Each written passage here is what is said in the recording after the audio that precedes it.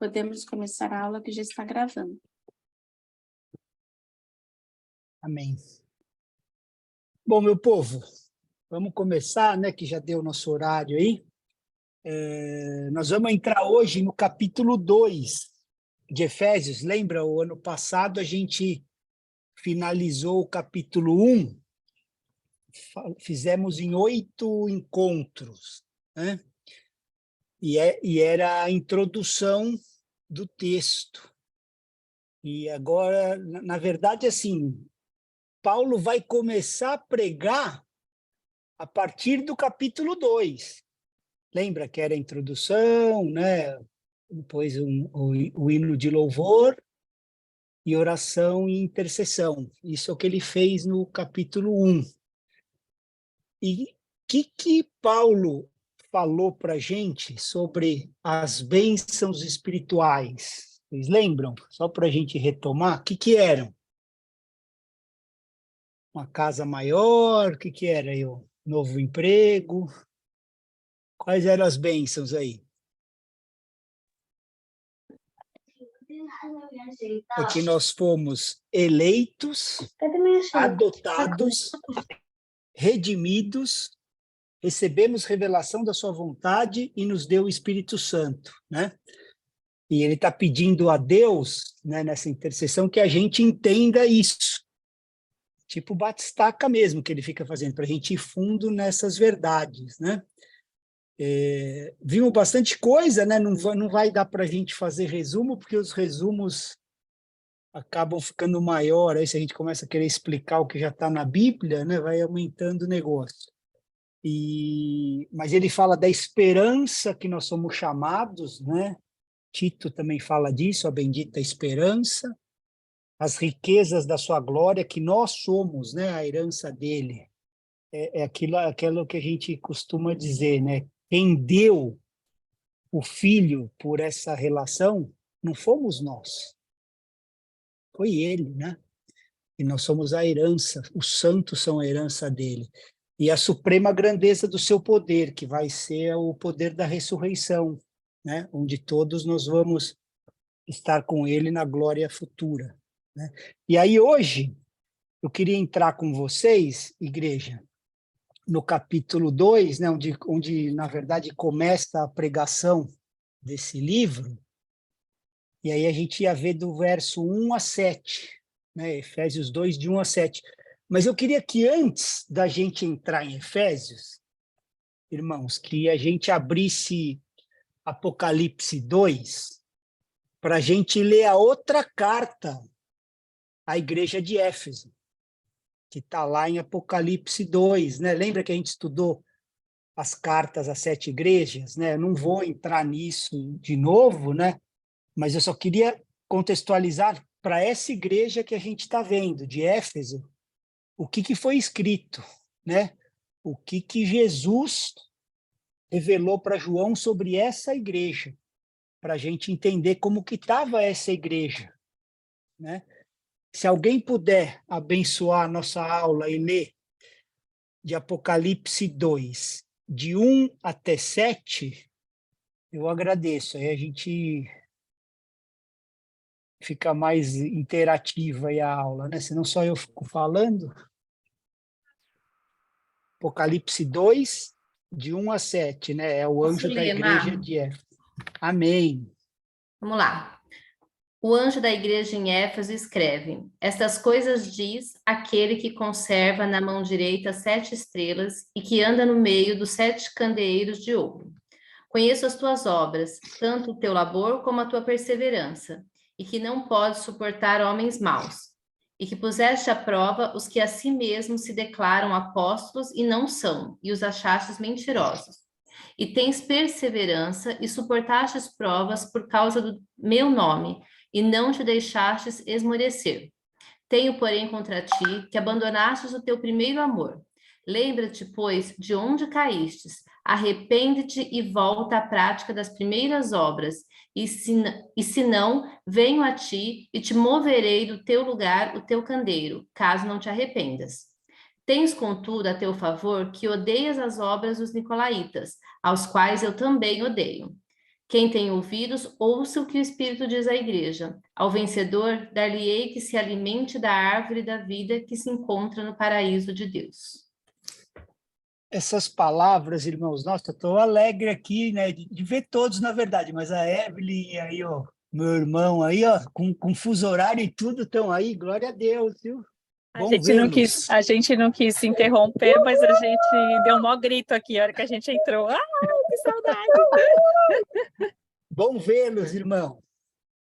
Então, só para a gente contextualizar, né, essa carta, Jesus está falando sobre a igreja de Éfeso, né? Éfeso, na verdade, foi fundada 1000 anos, mais ou menos, antes, né, de Jesus. E 600 anos, mais ou menos, antes, foi construído aquele famoso templo. Lembra que a gente lê lá em Atos, tal? A deusa Artemis, a deusa Diana dos romanos. Vocês lembram da passagem, né? Daquele templo onde faziam as miniaturas, né? Da deusa, do templo.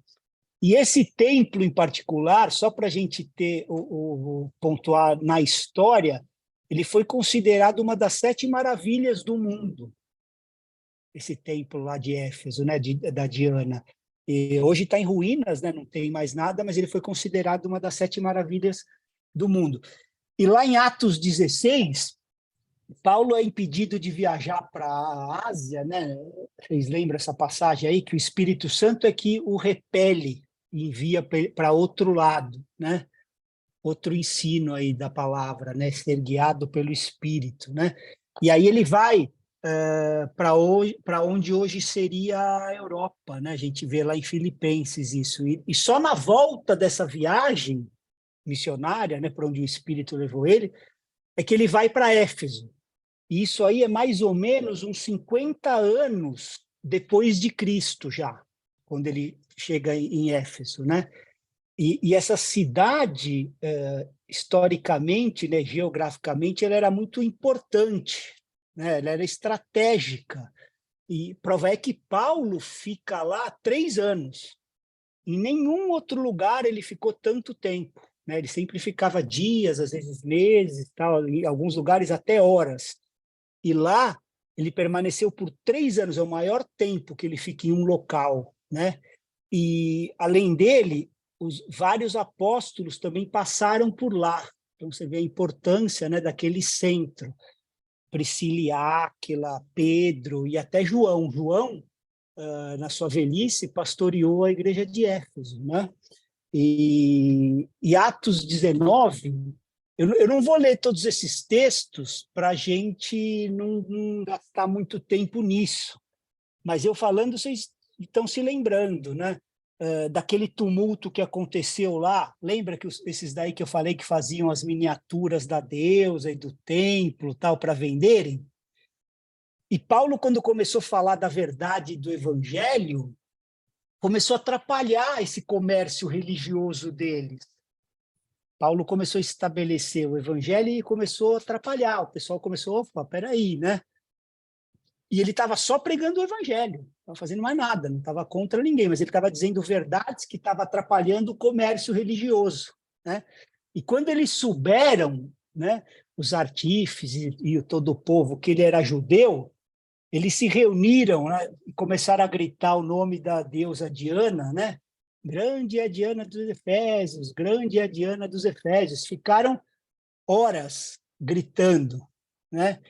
E não é diferente hoje, igreja. Se a gente contextualizar, a pregação do verdadeiro evangelho sempre vai confrontar a cultura local. Aonde quer que a gente esteja, vai confrontar a pregação do verdadeiro evangelho, né? E ele estava pregando para uma multidão, Paulo, e ele queria ir no teatro deles, né? Teatro naquela época era aqueles lugares onde tinham as arenas, as lutas aí com as bigas, dos animais, né? Então era aberto e tinha aquela arquibancada de pedras, né? E esse teatro, dizem os estudiosos aí, que cabia mais ou menos 25 mil pessoas, né? Então o pessoal estava pedindo para ele não ir lá, porque estavam temendo a vida de Paulo, né? com essa multidão e sabendo que estava toda essa confusão, né? E nessa mesma cidade de Éfeso, eu estou pontuando essas coisas para a gente entender a importância desse centro, né? Paulo também deixou Timóteo lá, né? O filho na fé dele, aquele que ele preparou, né? Para guardar a verdade do evangelho, né? Quando ele fosse. E depois disso ainda veio João, né? Pastorear aquela igreja, né? No final do primeiro século. Então a gente viu que Paulo, quando escreveu, a gente viu nas aulas passadas, quando ele escreveu essa carta, né? Ele na verdade estava preso em Roma, né? E João também, quando escreveu aos Efésios, estava também exilado na ilha de Patmos, né? Os dois escreveram de dentro de prisões, né? De exílios. E essa ilha de Patmos ficava mais ou menos a 100 quilômetros de Éfeso, né? Então, as cidades, né? As 7 cidades das cartas do Apocalipse, elas formam um círculo, né? Naquela região da Ásia Menor, e a distância entre as cidades é em torno de 80, no máximo 100 quilômetros, né? Então, facilitava a logística, porque a ideia é que também as cartas rodassem, na verdade, entre as cidades, né? E John Stott diz que aquela região era a capital do Império Romano fora de Roma. Era um dos grandes centros de idolatria e também de adoração a César, né? Então, o assunto central da carta de Paulo aos Éfesos, né, era o mistério de Cristo, né? E qual era esse mistério que Cristo falava, né? E que Paulo mencionou quando escreveu? Qual que era o mistério de Cristo que eles ainda não estavam entendendo? Era a igreja. Então, ele estava tentando explicar, né, que o mistério agora revelado de Cristo era a igreja, né?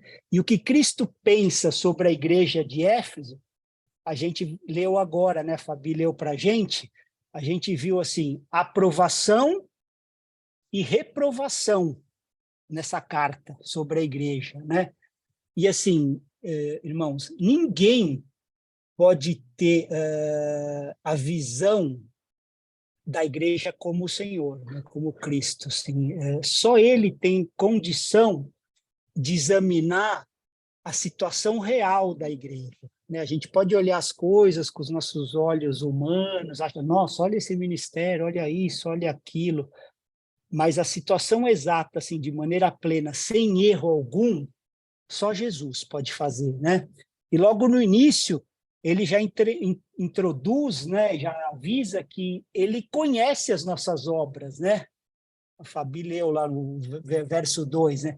Eu conheço as obras que você realiza, tanto o seu esforço como a sua perseverança. Então, ele sabe aonde vivemos e aonde a gente está inserido. Ele sabe a dificuldade que a gente tem aqui nessa região, né, de Alphaville, arredores. Ele sabe a dificuldade que o Nelson e a Evelyn podem estar passando ali. São culturas diferentes. Ele sabe aonde a gente está inserido, né? Então, ele tem condições de entender, né, como que está operando a igreja, né?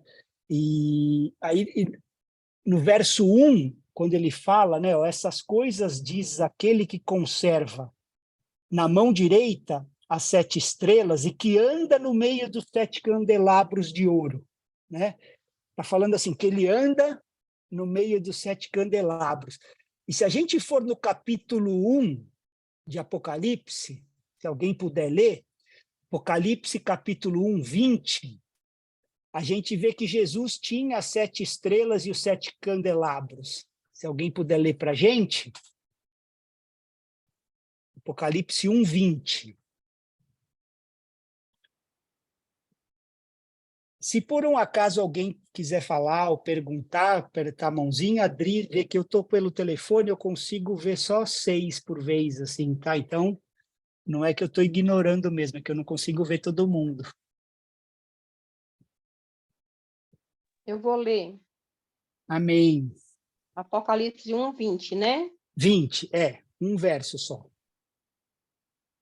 quanto aos mistérios das 7 estrelas que você viu na minha mão direita, e quanto aos 7 candelabros de ouro, as 7 estrelas são os anjos das 7 igrejas, e os 7 candelabros são as 7 igrejas. Então, do mesmo jeito que a gente leu, né, em Apocalipse agora 1:20, né, que na mão direita os 7 candelabros de ouro e as 7 estrelas, tal, no verso 2, no capítulo 2, no verso 1 que a Fabi leu, fala assim que ele anda no meio dos 7 candelabros, né? Então, mostrando que ele cuida, que ele zela pela igreja dele, né? Às vezes a gente pode ficar apreensivo, porque a gente se comove com as coisas, mas do mesmo jeito que ele tem na mão, ele anda pelo meio delas, né? Ele tem cuidado, ele é o soberano sobre a igreja. A gente tem que ter isso bem claro, Jesus é o soberano, né? Não é obra humana. Então, ele habita com o seu povo, ele anda no meio do seu povo. Desde sempre foi assim, né? Eu sempre costumo dizer que desde a queda que Deus persegue o homem. A gente tem que ficar constrangido com esse amor. Não somos nós, é ele. Porque assim que pecaram, quem foi atrás? Foi ele, né? Depois, para construir um templo onde ele queria habitar entre os homens. Primeiro um tabernáculo onde ele queria habitar. Depois um templo, né? Onde ele queria habitar entre os homens. Na transição das alianças, uma pessoa e dará luz a um menino, e ele será Emanuel, Deus conosco, habitando entre nós. E hoje, na dispensação dos tempos, a igreja, né? A igreja é que mostra para o mundo que Deus quer habitar entre nós, né? Então, além dele estar entre nós, ele também sonda individualmente os nossos corações, né? Essa é a verdade do Evangelho. Ele conhece cada um de nós aqui como ninguém conhece, né? E eu peguei uma citação aqui do Hernandes Dias Lopes, eu gosto muito dele, né? E diz assim, ó: em nossa teologia, perdemos o impacto da presença real de Cristo entre nós. Preste atenção, né, no que ele escreveu. Temos a ideia de Cristo no céu, no trono, reinando à destra do Pai, mas não temos a visão clara de que ele está no meio da sua igreja, né? Então, Cristo não preenche apenas o céu, o universo ou toda a terra, né? Assim como ele habita dentro de nós através do seu Espírito Santo, ele preenche a sua igreja de modo pleno, porque Cristo e a igreja são um, né? Quando ele descreve, né, como um corpo, ele fala cabeça e começa a descrever o corpo e os membros, né? Então, ele é tudo para a igreja, né? E por que esse livro de Apocalipse fala de 7, né? Eu já falei aqui algumas vezes, 7 cartas, 7 igrejas, 7 estrelas, porque esse número, ele fala dessa perfeição, da plenitude de Deus, né? Da totalidade. Então, Jesus é o cabeça de toda a igreja e tem a totalidade dela nas mãos, né? A gente não precisa ficar preocupado com isso, né? Por isso é que ele encoraja a igreja, ele admoesta a igreja, ele consola a igreja, ele corrige a igreja, né? E ele vai chamar a igreja sempre ao arrependimento. Toda vez que ela sair do trilho, ele vai chamar ao arrependimento para cumprir a promessa, né? O remanescente dele, todo aquele que prevalecer. Então, ele vai continuar sondando os nossos corações, né? Vamos continuar. Eu queria que alguém lesse Apocalipse 2:2, o 3 e o 6, porque aí nós vamos ver as virtudes que Jesus está apontando nessa igreja. Tá? Então, vai ser o Apocalipse 2, o verso 2, o 3 e o 6. As 3 virtudes que ele aponta para essa igreja de Éfeso. Posso Alguém ler? lê? Posso ler. Amém. Estão me ouvindo? Estou ouvindo bem. Tá. Conheço as tuas obras, tanto o teu labor como a tua perseverança, e que não pode suportar homens maus, e que puseste à prova os que a si mesmos se declararam apóstolos e não são, e os achaste mentirosos. E tens perseverança e suportaste provas por causa do meu nome, e não te deixaste esmorecer. Aí vai para o 6, né? Tens, contudo, a teu favor, que odeias as obras dos nicolaítas, as quais eu também odeio. Então, Jesus aqui apontou 3 virtudes dessa igreja, né? Ele começa assim, na tradução da Evelyn, está até legal, conheço as suas obras, o seu labor, né? Que é o seu trabalho, o seu esforço, né? E é isso mesmo, né? E essa palavra que eles traduziram aí, labor, esforço, né? É uma palavra assim que vai além do simples trabalho, né? Do grego é kopos, né? É um trabalho intenso, fadigante, duro, né? Quer dizer isso. Então, isso mostra para a gente que os membros dessa igreja, irmãos, não eram espectadores. Eles trabalhavam e trabalhavam duro. Eles não estavam assistindo algo, né? Então, além de toda a assistência, né, que a igreja prestava aos carentes, aos órfãos, às viúvas, eles pregavam o evangelho para elas, né? Eles estavam, né, eu contextualizei lá atrás, né, no maior centro de idolatria da Ásia Maior, desculpa, da Ásia Menor, que hoje seria onde é a Síria. Então, você estaria lá naquela região, o maior centro de idolatria.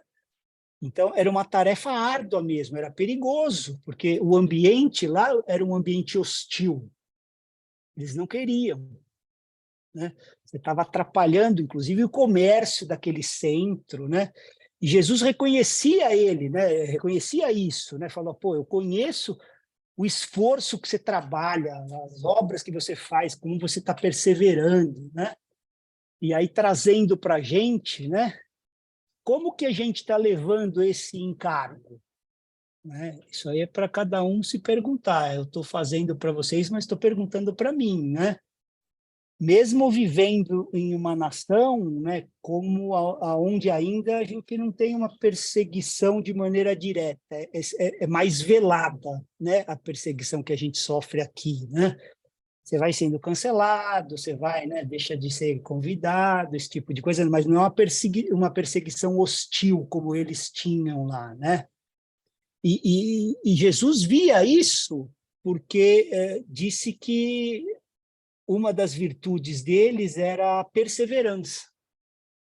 Eles não se importavam, eles continuavam, né? Então, mesmo com toda aquela perseguição, né, haviam centenas de deuses, de inúmeras religiões, magia, ocultismo, tudo naquele lugar, e eles perseveravam, né? E a gente vê, cara, que quando vocês estão lendo lá Atos 19, que quando descobriram que Paulo era judeu, a cidade inteira começou a gritar. Imagina a situação, a gente está num lugar falando da verdade do evangelho, né, pregando o amor à verdade, e a cidade inteira, grande é a Diana dos Efésios, grande é a Diana dos Efésios. A palavra diz que ficaram mais de 2 horas gritando. Imagina você perseverar num lugar desses, né? Será que a gente perseveraria?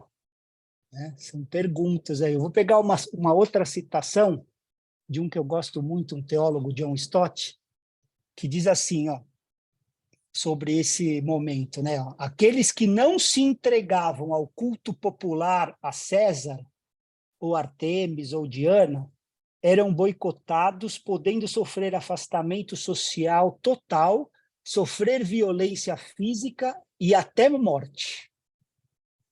Então, vê o nível da obra deles lá, né? Por isso que Jesus reconhecia o esforço e o labor, né? E hoje, o que a gente está anunciando? Qual que é a nossa mensagem, né, igreja? Vou falar outra citação aqui, do Hernandes Dias Lopes, tá? Diz assim, ó, a igreja contemporânea está perdendo a capacidade de sofrer pelo evangelho, tá? A igreja está se transformando em negócio familiar. Hoje, temos igrejas empresas. o púlpito está se transformando em balcão de negócios, o evangelho em produto e os crentes em consumidores. Pastores super espirituais já não aceitam ser questionados, estão acima do bem e do mal, estão acima dos outros e até da verdade. Consideram-se ungidos, dizem ouvir a voz direta de Deus, nem precisam mais das Escrituras. E o povo lhe segue cegamente para a sua própria destruição. Né? Isso o Hernandes Dias Lopes escreveu. Né? Então, uma outra virtude dessa igreja de Éfeso era a ortodoxia. Né? A Fabi leu para a gente assim, e a Evelyn também, que eles não podiam suportar os maus e pôs à prova os que se declaram apóstolos e não são, e descobriu que são mentirosos. E aí continua aqui, ó, tem a seu favor o fato de que odeia as obras dos nicolaítas, as quais eu também odeio. Né? Então, mesmo assim, cercado de perseguição e atacada, né, por heresias, a igreja de Éfeso conseguiu se permanecer fiel às Escrituras. Né? Jesus mesmo alertou que haveriam lobos em pele de cordeiro. Né? Se alguém puder ler para a gente, Atos 20, 29,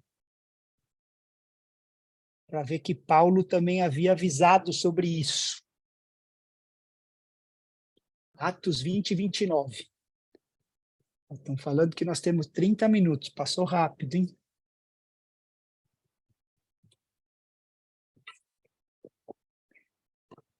Alguém ajuda aí?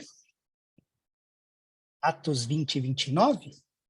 Eu sei que depois da minha partida, entre vós penetrarão lobos vorazes que não pouparão o rebanho.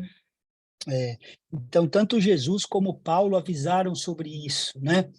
E essa igreja defendeu a fé deles e não aceitou doutrinas estranhas, né? Não aceitou qualquer esquisitice aí que vinham trazendo, né? Esse nicolaítas, né? Vem da palavra Nicolaus, né? Nicolaus de povo e de domínio, né? Seriam dominadores do povo, aqueles que querem dominar, né? O Senhor pediu para a gente dominar sobre todas as coisas na criação, mas nunca os nossos irmãos, nunca o homem, né? E Nicolaus é aquele que os nicolaítas são aqueles que queriam dominar o povo, né? Destruir o povo. Então, como que eles estavam fazendo?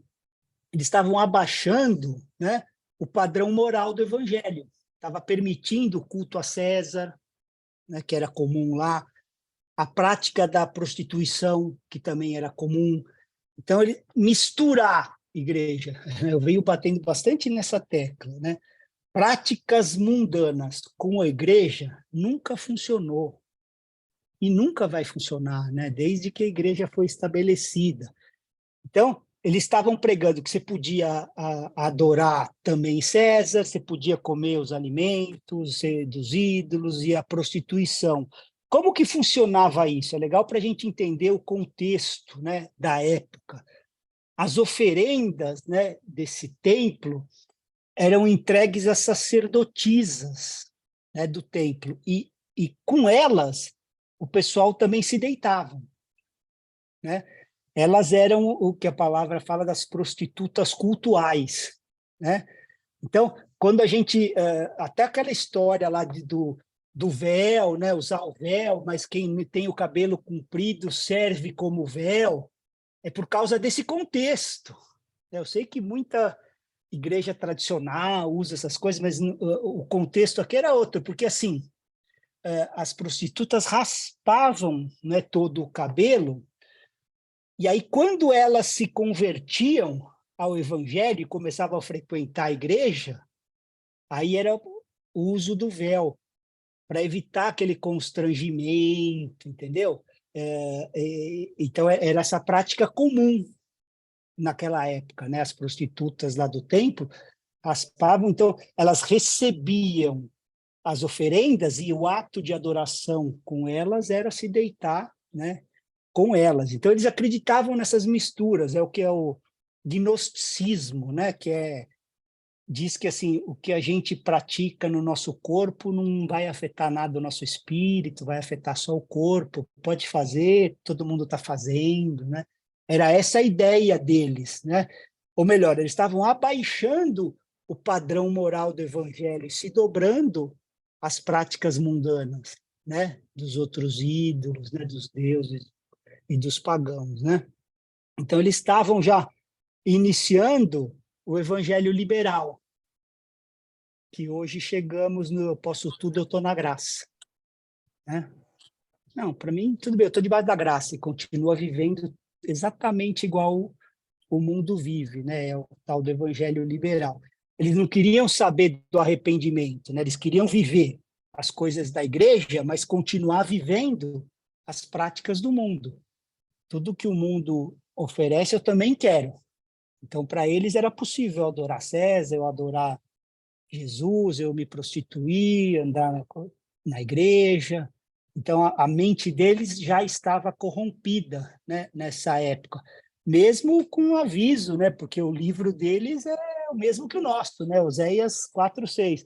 O meu povo está sendo destruído porque falta conhecimento, né? Então, o povo acabou virando as costas para o Senhor e começou a escolher o que queria ouvir, né? Eu queria que alguém abrisse para a gente 2 Timóteo 4:3.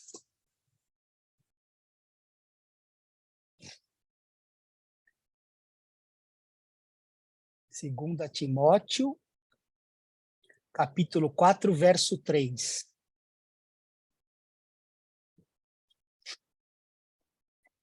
Pois haverá tempo em que não suportarão a sã doutrina, pelo contrário, cercar-se-ão de mestres segundo as suas próprias cobiças, como que sentindo coceira nos ouvidos. Então, eles queriam seguir a corrupção do coração deles, né? E aí começaram a se rodear de mestres segundo a cobiça deles, né? O que o coração deles queria ouvir, eles foram se rodeando dessas pessoas que queriam falar, que falavam o que o coração deles queria, né? E hoje é o que fazem quando barateiam a graça, né? Nunca houve e nunca haverá outro evangelho, né? A palavra fala lá em Gálatas, se tiver outro é anátema, né? É maldito. Então, o triste hoje é que essas igrejas dos nicolaítas, né, que quer o domínio das pessoas, só existem porque tem gente consumindo o que elas estão dando. Eles estão falando o que o povo quer ouvir. Por isso é que até hoje elas permanecem, né? E quando a gente olha para essas igrejas, né, o que a gente ouve? A pregação é uma só, é tudo o que o povo quer ouvir. Eu vou prosperar, eu vou vencer, né? Ó, me dá seu carro aqui, que até o final do ano você tem 3. É ou não é? Né? Então, o problema está no povo que não quer Cristo, quer só o que Cristo pode dar, né? Mas a igreja de Éfeso sabia discernir essas coisas e rejeitava, né, irmãos, esses ensinamentos dos nicolaítas. Nesse ponto, eles tinham uma boa ortodoxia, né? Porque eles não tinham uma boa ortopraxia, eles não praticavam, mas isso a gente vai ver mais para frente, né? No verso 4, a gente vai ver que Jesus começa a trazer uma repreensão, né? Se alguém puder ler Apocalipse 2:4 para a gente.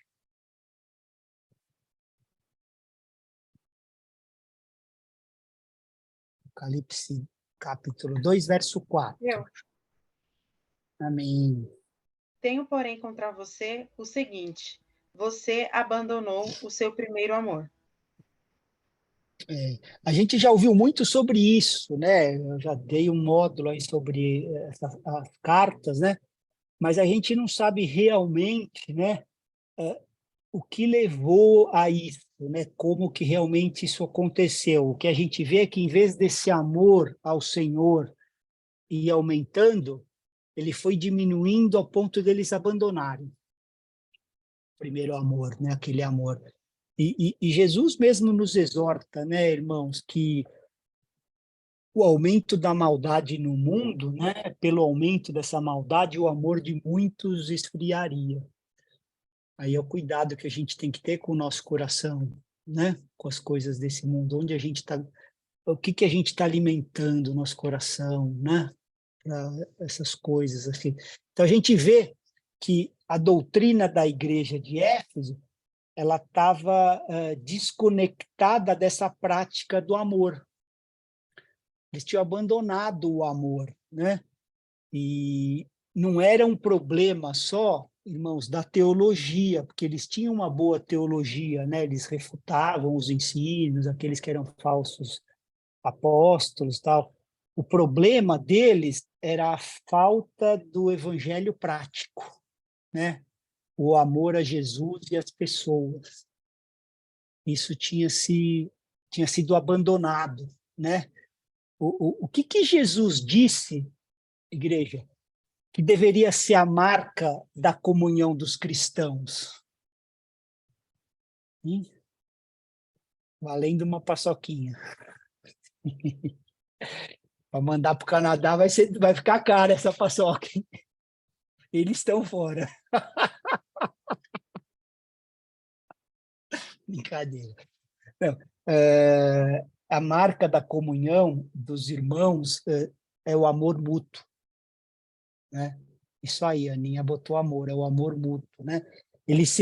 Os cristãos seriam reconhecidos pelo amor mútuo, né? Então, no caso da igreja de Éfeso, eles começaram bem, mas eles acabaram se esquecendo e abandonando a principal virtude da fé cristã, que é o amor. É o amor. O amor vem antes de tudo, né? A gente aprende aqui que a lealdade e uma boa doutrina não podem substituir o amor nunca. O amor vem primeiro, né? A gente tem que aprender, né? E aprende aqui que o nosso zelo pela sã doutrina e a luta pelos falsos mestres, né? Não podem vir a endurecer o nosso coração a ponto da gente esquecer a maior virtude cristã, que é o amor. O laço que nos une é o amor, assim como ele nos amou primeiro, né? Eu externalizo esse amor aos meus irmãos, né? É tipo assim, né, igreja? Uma esposa que cumpre todos os papéis, né, de esposa para o seu marido, né, na sua casa, mas por outros interesses e não por amor. Então, ela está se relacionando, ela está fazendo tudo, mas os interesses são outros, não é o amor, né? Então, eles estavam cumprindo a liturgia, defendendo, né, a sã doutrina. Vamos trazer para a nossa realidade. Era uma igreja ativa e tinha um ativismo, mas estava vazia de amor, né? Sem querer dar spoiler, né? Mas vejam como Paulo acaba a carta aos Efésios. Se alguém puder ler para a gente, Efésios 6, né? O último capítulo, o verso 24, o último versículo. Então, Efésios 6, último capítulo, no último versículo. Paulo está encerrando a carta. Olha o que ele escreve.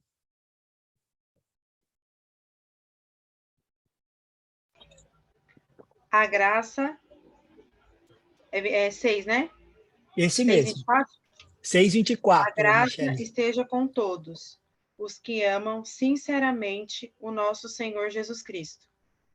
Então, essa palavra aqui, irmãos, esse sinceramente, né, é aptarsia, que é um ato de incorrupção, né, de eternidade, uma coisa incorrupta. Então, seria assim, um amor incorruptível. Ele está terminando essa carta assim, ó, a graça esteja com todos que têm amor incorruptível ao nosso Senhor Jesus Cristo. Essa seria a tradução literal né? Se você trazesse sinceramente, até mais profundo que isso. E isso, Paulo escreveu entre 30 e 40 anos antes da carta de João, antes do Apocalipse. Já falando isso, num amor que não podia se corromper, né? Uma pausa aqui para a gente respirar, né? O que nós estamos fazendo hoje, né? Em 2023, fevereiro, cumprindo uma liturgia. Estou fazendo perguntas para mim também, né? Eu sempre falo que isso aqui é uma mesa, né? Estamos todos aí nela. Será que a gente está como essa igreja de Éfeso, sendo fiel ao esposo, mas sem amá-lo? Que a gente faça essa reflexão, né, irmãos, cada um de nós aqui, né? E eu falo isso porque Paulo falou essas coisas para os Efésios e eles não deram ouvidos, porque 30, 40 anos depois, Jesus estava falando isso para João de novo, da mesma igreja, né? Não sei se até fosse pelo medo de perseguições, né? A gente não sabe, a gente sabe que tinha, mas a própria palavra também nos diz que o perfeito amor lança fora todo medo, né? Então a gente pode rejeitar ensino errado, né? E mesmo assim continuar amando os falsos mestres, né? Outro dia eu li uma frase que eu até me marcou, né? Era bem simples, mas com muita verdade, que falava assim: o evangelho se trata de um mendigo ensinando a outro onde encontrar o pão. Assim que tem que ser o nosso coração, sabe? Eu sou um mendigo, eu estou ensinando o outro a encontrar o pão porque eu achei o meu, né? Aí a gente não anda em soberba, né? E talvez a rigidez deles, né? Talvez tenha deixado eles insensíveis a essas coisas, né? A gente nunca pode endurecer o nosso coração, né? Porque Jesus morreu por nós quando ainda éramos pecadores. E não esperou a gente estar aqui estudando a palavra dele, né? A gente pode odiar e rejeitar as doutrinas, mas nunca as pessoas, né? A gente não odeia os nossos irmãos, né? Nós não somos os juízes deles. A gente precisa parar de tirar o cisco, né, deles e olhar para a trave nossa, né? Que assim o evangelho caminha bem. E se vocês repararem, né, o apóstolo Paulo tinha um peso sobre os ombros, sobre a igreja, né? E todo o verdadeiro ministro, né, e todo aquele que ama Jesus ou a sua igreja deve ter esse mesmo sentimento. Eu queria até ler com vocês, se alguém puder abrir para a gente, 2 Coríntios 11, 2. Vamos ler, na verdade, o 2 e o 3. 2 Coríntios 11, verso 2 e verso 3.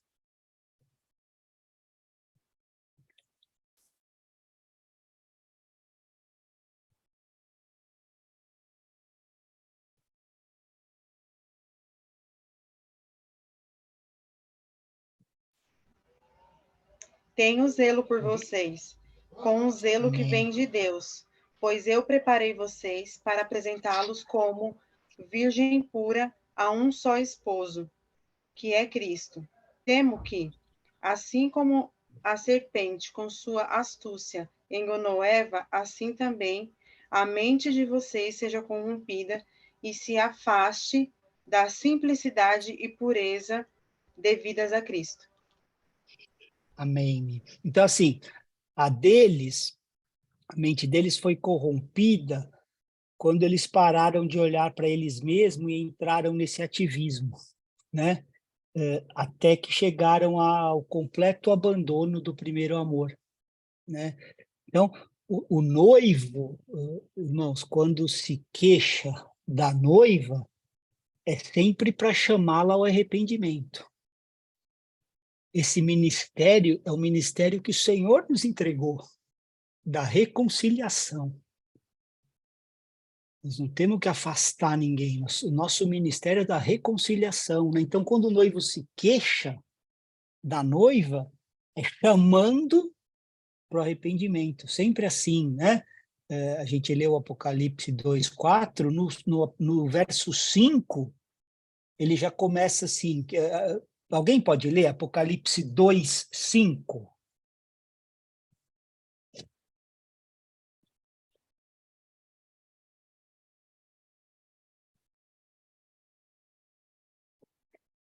Lembra-te, pois, de onde caíste, arrepende-te e volta à prática das primeiras obras. E, se não, venho a ti e moverei do seu lugar o teu candeeiro, caso não te arrependas. Então, essa primeira parte, né, do verso, lembre-se de onde você caiu, se arrepende e volta a praticar as primeiras obras, né, o que ele está falando, é para a gente lembrar onde a gente caiu, né, mas muitas vezes a gente nem percebe quando ou onde a gente caiu e a gente continua o nosso próprio caminho. A gente já desviou e continua aquele caminho, né, e na verdade não tem, né, outro caminho. Jesus foi muito claro, eu sou o caminho, a verdade, a vida. Ninguém vem ao Pai a não ser por mim, né? Então a gente tem que ter sempre humildade para reconhecer que quando a gente cai, a gente tem que saber perceber que caiu, senão a gente não vai voltar. Se a gente achar que está tudo bem, né? E na verdade, assim, isso é que é arrependimento. É mudar de direção e tomar o juízo correto, né? É isso que quer dizer, é o reconhecimento total e correto do pecado, né?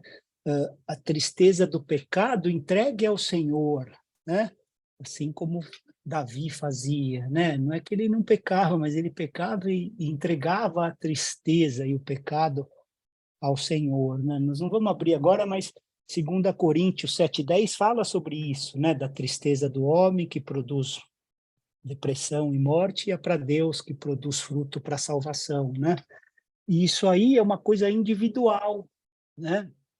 Cada um tem, eu já até preguei sobre isso, cada um tem a sua balança, algumas estão mais sensíveis já, né? Vê até as miligramas, tal, outras já mal consegue ver as gramas, outras só quilo, até aquela que ainda está na tonelada, né?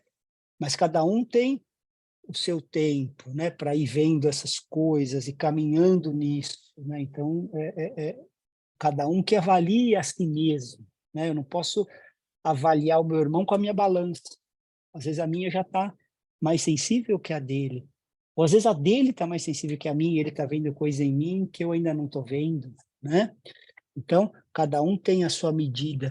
E os efésios não estavam precisando de experiências emocionais, transcendentais, né? Aquele louvorzão de 2 horas, aquela choradeira. O que eles estavam precisando era um arrependimento que fosse muito além disso. Não estou dizendo que lágrimas também não podem acompanhar, não é isso, né? Mas o arrependimento em si é decisão, irmãos. É decisão, é um ato voluntário. Eu não quero mais isso. Eu não quero mais isso, né? Uma disposição de mente. Eu não quero mais isso, eu vou voltar para o Senhor, né? Isso é o que é arrependimento. Vou usar outra frase aqui do John Stott, que fala bem sobre isso também. Diz assim, ó: e não é o que sentimos sobre o pecado que importa, mas o que fazemos a respeito dele, né? Então, se a gente não está fazendo nada sobre isso, igreja, a gente ainda é espectador do Evangelho.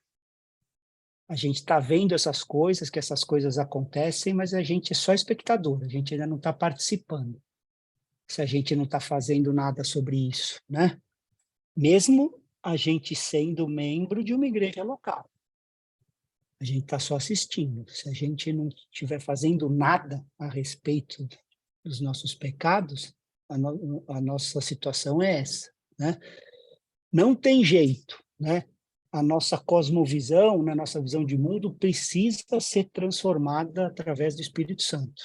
Senão nós vamos estar nos sabotando o tempo todo aqui nessa terra, né? E sem mudar essa visão de mundo, a gente não vai entrar nesse lugar que ele espera que a gente esteja, né?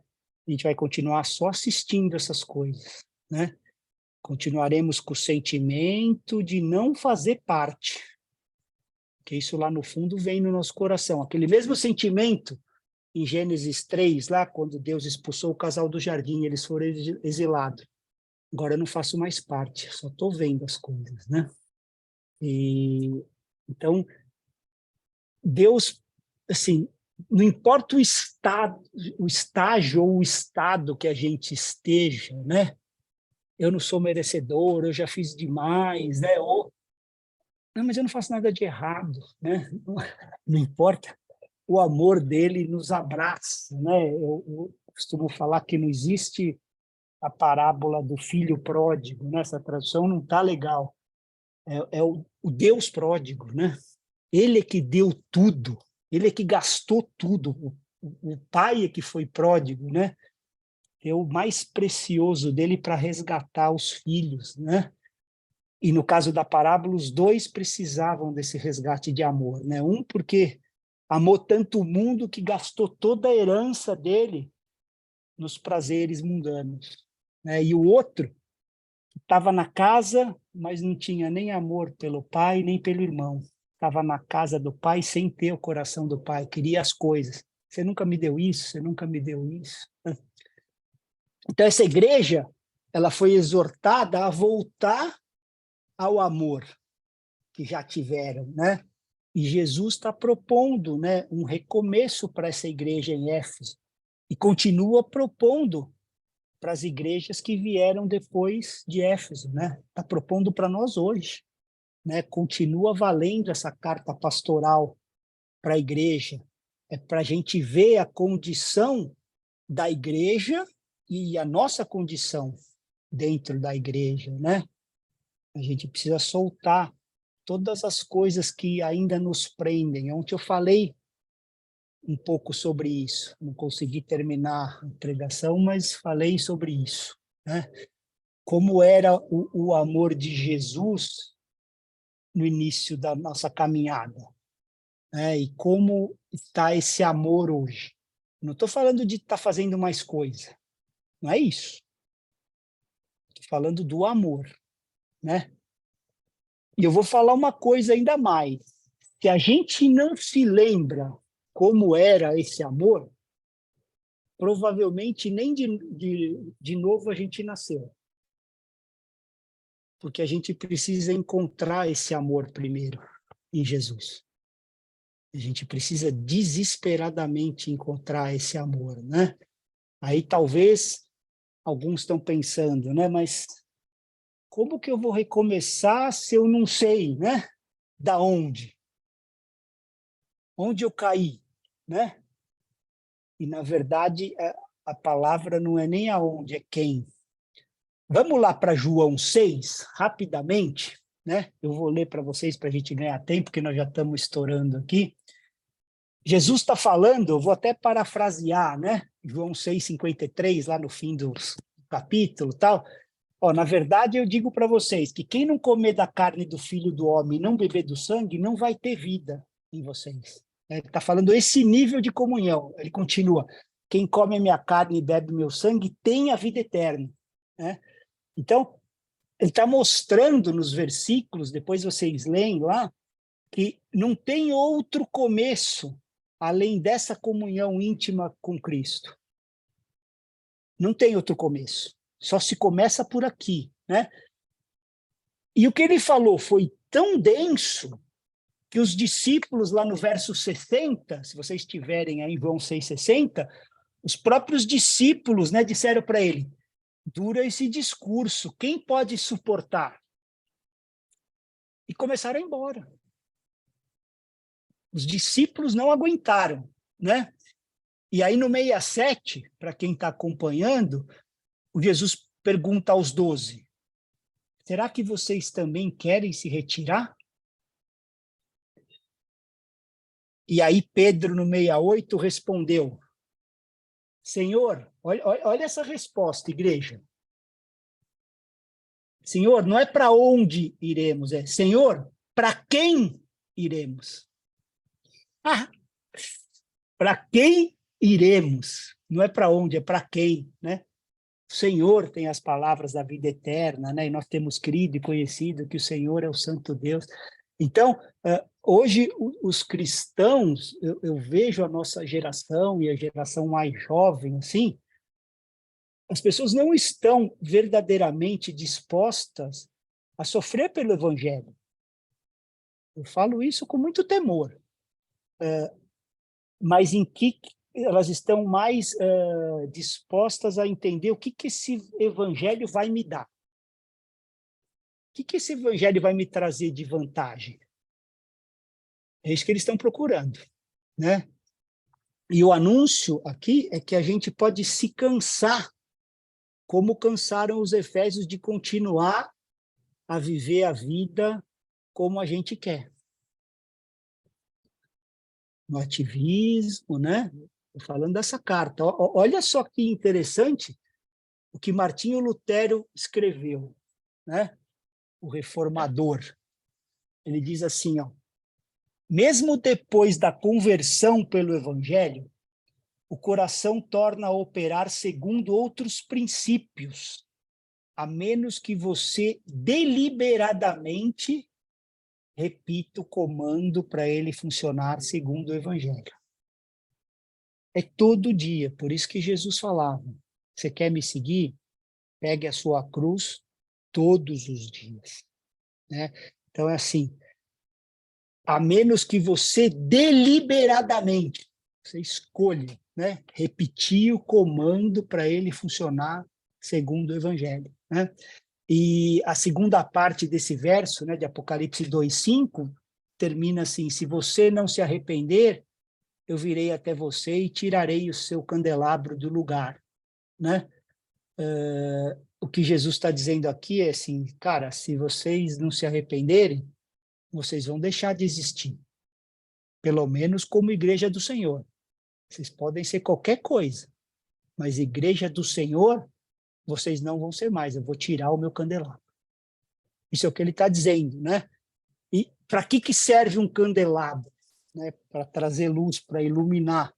Se não está iluminando, serve para quê? Para nada. Então é preciso tirar e jogar fora, é o que ele fez, né? É o que ele fará, né? Se não voltar ao primeiro amor. Por isso é que igreja local e a esperança do mundo em Cristo Jesus não tem lugar fixo nessa terra. Entendeu? Não tem lugar fixo. Né? E Jesus está advertindo a igreja, né? Porque a gente sabe bem que o julgamento começa pela casa. Se começa conosco, você imagina para aqueles que ainda estão fora, né? Perder a luz é perder o testemunho do Evangelho de Cristo, né? Perder esse testemunho. E no grego, igreja, essa palavra, né, que é usada no Apocalipse, é exatamente martos, né, que é estar disposto a dar a vida. É nesse contexto que significa, né? A gente está disposto a dar a vida pela verdade, né? A palavra é martos. E para a gente encerrar, assim, até onde vai o nosso testemunho por Jesus Cristo, né? A gente foi trabalhado nisso, né? A nossa motivação está correta, porque lá em 1 Coríntios 13 fala que você pode falar a língua dos anjos, você pode profetizar, ter ciência, ter fé, tal, mas se você não tiver amor, nada vale. Você pode dar todos os seus bens aos pobres, entregar o seu corpo para ser queimado. Está lá em 1 Coríntios 13. Se não tiver amor, nada se aproveitará, né? Então, tudo nessa vida vai perecer. Apenas o amor que vai permanecer, né? O testemunho de amor, ele é indestrutível e eterno, né? O inimigo não tem arma à altura do amor, porque o amor é a essência de Deus. Deus é amor, né? E aí ele termina esse texto de Apocalipse 2 dizendo assim: quem tem ouvidos ouça, né? Quem tem ouvidos ouça o que o Espírito diz às igrejas. Ao vencedor darei o direito de se alimentar da árvore da vida que se encontra no paraíso de Deus, né? Eu sei que a gente estourou um pouquinho, né, o tempo, eu até dei uma corridinha, obrigado, aí agora a gente até abre para quem quiser fazer algum comentário, pergunta, tal, e aí a semana que vem a gente continua o capítulo 2, que na verdade a gente vai entrar nele, né? A gente leu a carta de Éfeso antes de entrar no capítulo 2, né? Outra carta de Éfeso que está lá em Apocalipse. A gente vai entrar mesmo no capítulo 2 na próxima segunda. Bom, mas é que essas coisas precisam ser estabelecidas antes da gente ir colocando as próximas pedrinhas. Ô, Má, deixa eu te fazer uma pergunta. Sim. Pode ser que seja uma pergunta